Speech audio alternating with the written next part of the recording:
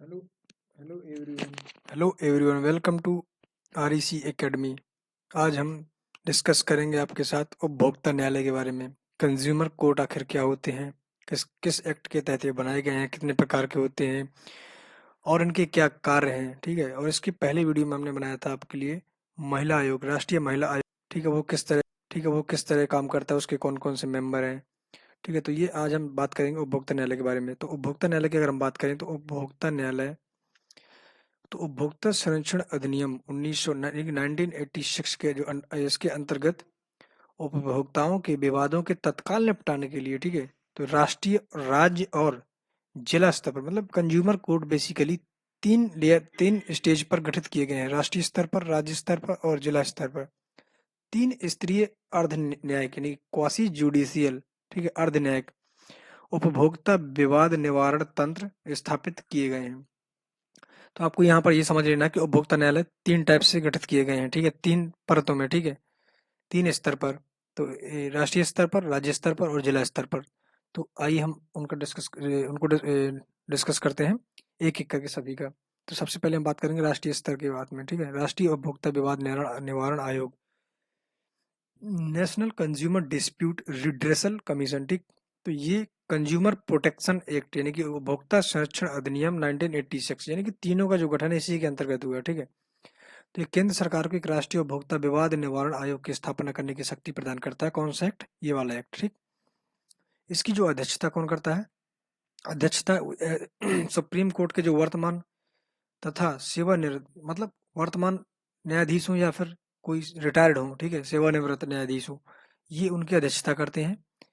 अब बात करते हैं उनके अधिकार क्षेत्र की। ठीक है, राष्ट्रीय उपभोक्ता विवाद निवारण आयोग है, उसके अधिकार क्षेत्र कौन कौन से हैं। ठीक है, तो बात करते हैं, यहाँ पर लिखा है, देखो, उन शिकायतों को जिनमें जो है अथवा अथवा अथवा सेवाओं का जो मूल्य है, ठीक है, 1 करोड़ रुपए से अधिक अगर है, तो यहाँ पर राष्ट्रीय उपभोक्ता न्यायालय में उसकी शिकायत बात कर रहे हैं। ठीक है, राष्ट्रीय की बात कर रहे हैं, ठीक है, नेशनल में 1 करोड़ रुपए से अगर उसकी कीमत अधिक है, वस्तुओं और सेवाओं की कीमत यदि 1 करोड़ रुपए से उसका अधिक है, तो उसको क्लेम किया जा सकता है राष्ट्रीय उपभोक्ता न्यायालय में। ठीक है, कोई उपभोक्ता, ठीक है, कोई उपभोक्ता विवाद यानी कंज्यूमर डिस्प्यूट जो राज्य आयोग के सामने लंबित है, पेंडिंग में है, यदि स्टेट में किसी राज्य में पेंडिंग में है, या उसके मतलब या उस आयोग द्वारा यानी राज्य आयोग द्वारा कोई निर्णय ले लिया गया है, तो वहां पर अगर राष्ट्रीय आयोग को लगता है कि जिस राज्य में ऐसा हुआ, उस राज्य ने अपने अधिकार क्षेत्र का जो अतिक्रमण किया है या फिर अवैध रूप से उसका उपयोग किया है, ठीक है,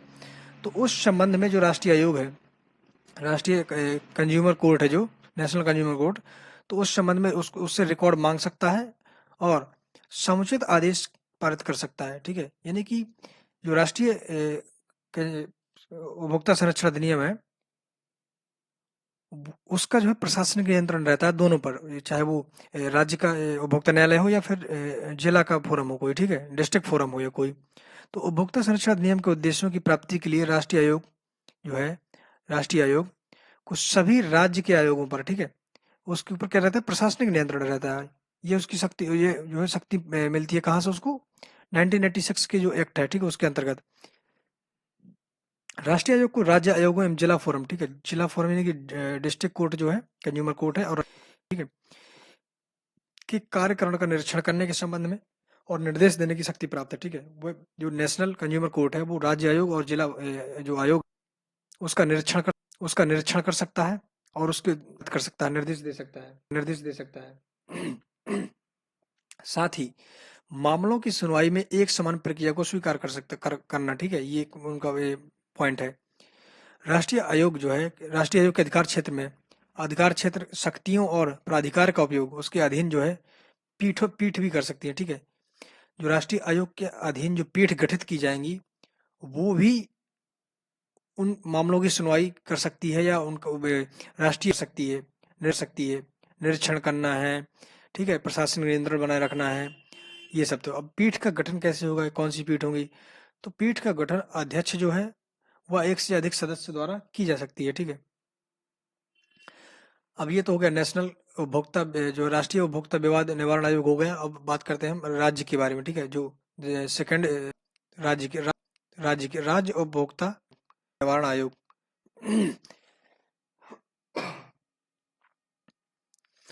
तो ये भी उपभोक्ता संरक्षण अधिनियम 1986 के तहत राज्य सरकार द्वारा राज्य उपभोक्ता विवाद निवारण आयोग का गठन किया जाए। ठीक है, इसके अंतर्गत राष्ट्रीय उपभोक्ता जो विवाद निवारण आयोग का राज्य आयोग के ऊपर प्रशासनिक नियंत्रण होता है। ठीक है, इसका अध्यक्ष कौन रहता है?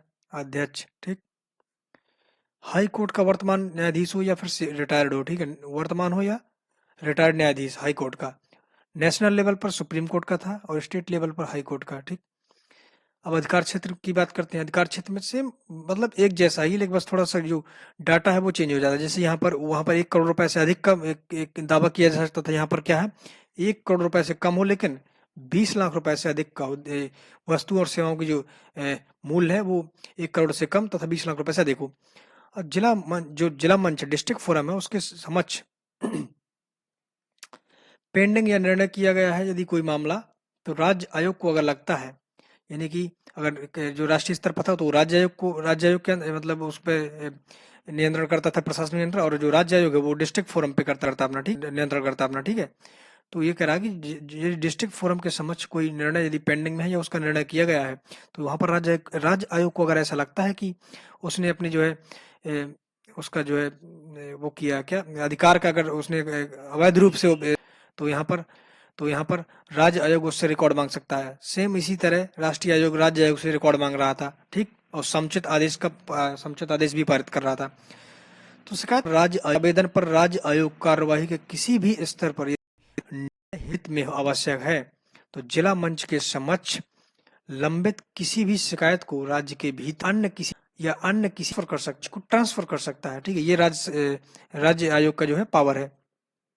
ठीक, शिकायतकर्ता यदि संतुष्ट नहीं होता है और वैसे कि मतलब शिकायत करता है कि मतलब सेटिस्फाई नहीं है इसके डिसीजन से, तो जो जिला डिस्ट्रिक्ट फोरम है तो वहां पर ये जो केस है किसी भी स्टेज पर हो वहां से तत्काल ट्रांसफर किया जा सकता है राज्य आयोग के द्वारा। ठीक, तो अब बात करते हैं डिस्ट्रिक्ट फोरम की। ठीक, ये डिस्ट्रिक्ट 86 ये 1986 ये 1986 ये 1986 ये भी उसी के सेम तरीका है इसका। उसके अंतर्गत ठीक है, राज्य के प्रत्येक जिले में एक जिला मंच यानी कि डिस्ट्रिक्ट फोरम स्थापित किया जाएगा कंज्यूमर यानी कि उपभोक्ताओं की सुविधा के लिए।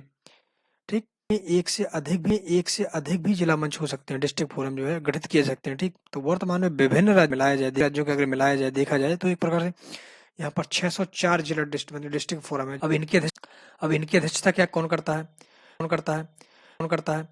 तो यहाँ पर अध्यक्षता इसकी डिस्ट्रिक्ट जो न्यायाधीश होगा, मतलब कि रिटायर्ड हो या फिर वर्तमान में हो, तो उसकी अध्यक्षता कौन करता है?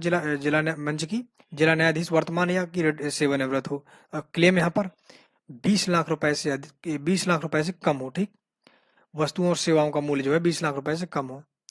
तो ये आप देख पा रहे होंगे कि तीनों थोड़ा सा डिफरेंट है, और फैक्ट्स का बाकी सेम प्रोसेस है, सेम प्रोसीजर है सभी का। तो इस तरह से ये होता है, वीडियो समाप्त होता है और उम्मीद करता हूँ कि आपको बहुत कुछ जानने को मिला होगा इस वीडियो में।